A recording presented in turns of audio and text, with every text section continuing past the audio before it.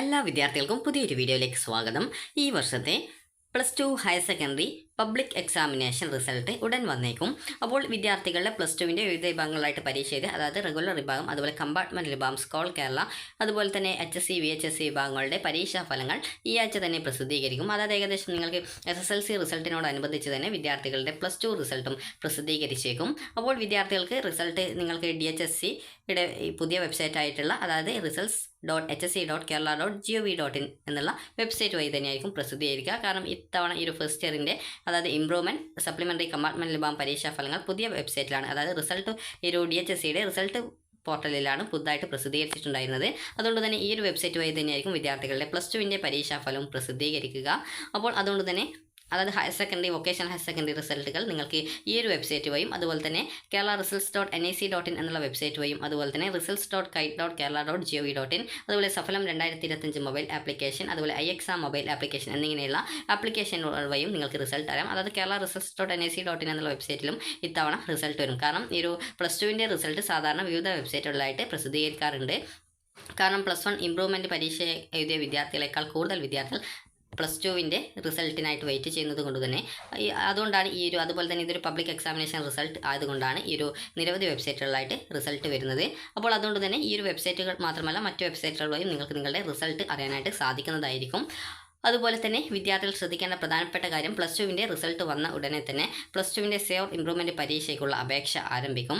അപ്പോൾ ആ ഒരു സമയത്ത് നിങ്ങൾക്ക് ഇംപ്രൂവ്മെൻ്റ് ആണോ എഴുതേണ്ടത്, അല്ലെങ്കിൽ നിങ്ങൾ ഈ ഒരു സേവ് പരീക്ഷയാണോ എഴുതേണ്ടത്, ഏതാണ് എഴുതേണ്ടതെന്ന് കൃത്യമായിട്ട് മനസ്സിലാക്കി നിങ്ങൾ അപേക്ഷ സമർപ്പിച്ച് പരീക്ഷ എഴുതാനായിട്ട് ശ്രദ്ധിക്കുക.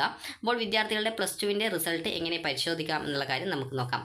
അപ്പോൾ ഈ ഒരു വെബ്സൈറ്റ് ആണെങ്കിൽ നിങ്ങൾക്ക് റിസൾട്ട് പരിശോധിക്കാനായിട്ട് സാധിക്കുന്നത്, നിങ്ങൾ ഇന്നലെ ഈ ഒരു ഫസ്റ്റ് ഇയറിൻ്റെ സേവ് ഇംപ്രൂവ്മെൻറ്റ് പരീക്ഷയുടെ റിസൾട്ട് പരിശോധിച്ച സെയിം രീതിയിൽ തന്നെയായിരിക്കും. അതായത് ഇവിടെ ഇതുപോലെ റിസൾട്ട് വന്നു കഴിഞ്ഞാൽ അതിൻ്റെ ലിങ്ക് ഉണ്ടാകും. ജസ്റ്റ് അവിടെ ചെക്ക് റിസൾട്ടിൽ ക്ലിക്ക് ചെയ്ത ശേഷം നിങ്ങൾക്ക് നിങ്ങളുടെ ഒരു രജിസ്ട്രേഷൻ നമ്പർ, അതുപോലെ ഡേറ്റ് ഓഫ് ബർത്ത് എന്നിവ നൽകിക്കൊണ്ട്, അതുപോലെ ഇവിടെ കാണാൻ കുറച്ച് ഇംഗ്ലീഷ് അക്ഷരം കാണാം, അതാണ് ക്യാപ്ച, അതുകൂടി നൽകിയ ശേഷം ചെക്ക് റിസൾട്ടിൽ ക്ലിക്ക് ചെയ്ത് നിങ്ങൾക്ക് നിങ്ങളുടെ റിസൾട്ട്, അതായത് +2വിൻ്റെ റിസൾട്ട് വന്നു കഴിഞ്ഞാൽ അറിയാൻ സാധിക്കും. ഇത് ഫസ്റ്റ് ഇയറിൻ്റെ റിസൾട്ടിൻ്റെ പേജാണ്.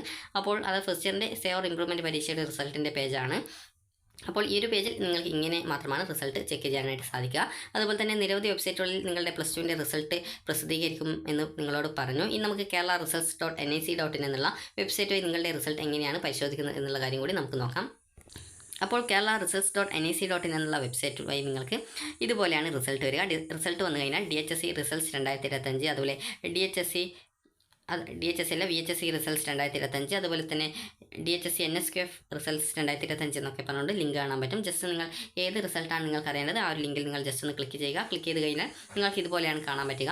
നിങ്ങളുടെ രജിസ്റ്റർ നമ്പർ, അതുപോലെ തന്നെ ഡേറ്റ് ഓഫ് ബർത്ത് എന്നിവ നൽകി സബ്മിറ്റ് ചെയ്യുക.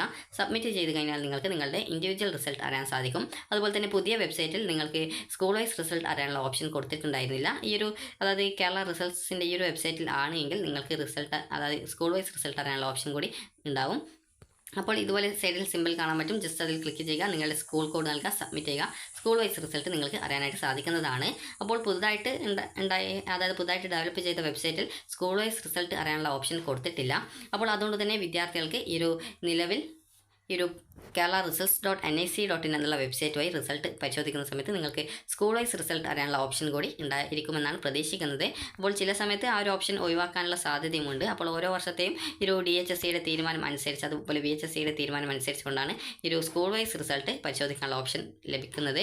അതുപോലെ തന്നെ ഈ ഒരു VHSC ആണെങ്കിൽ സ്കൂൾ വൈസ് റിസൾട്ട് കഴിഞ്ഞ വർഷമൊക്കെ ഈ ഒരു പരിശോധിക്കാനുള്ള ഒരു ഓപ്ഷൻ ഉണ്ടായിരുന്നെങ്കിൽ കൂടി ഈ ഒരു വെബ്സൈറ്റ് വഴി അതിനായിട്ടുള്ള ആ ഒരു അവസരം വിദ്യാർത്ഥികൾക്ക് ലഭിക്കാറുണ്ടായിരുന്നില്ല. കാരണം നിങ്ങൾക്ക് അറിയാൻ സാധിക്കും, അതായത് നിങ്ങളുടെ സാധാരണഗതിയിൽ സ്കൂളിൻ്റെ കോഡ് ഏകദേശം 6 അക്കമാണ് വരാറുള്ളത്. എന്നാൽ VHSC വെബ്സൈറ്റിലാകെ 5 അക്കം മാത്രമേ ടൈപ്പ് ചെയ്യാനുള്ള ഓപ്ഷൻസ് ഉണ്ടാവാറുള്ളൂ. അതുകൊണ്ട് തന്നെ വിദ്യാർത്ഥികൾക്ക് സ്കൂൾ വൈസ് റിസൾട്ട് VHSCയുടേത് പരിശോധിക്കാനുള്ള അവസരം ലഭിക്കാറില്ല.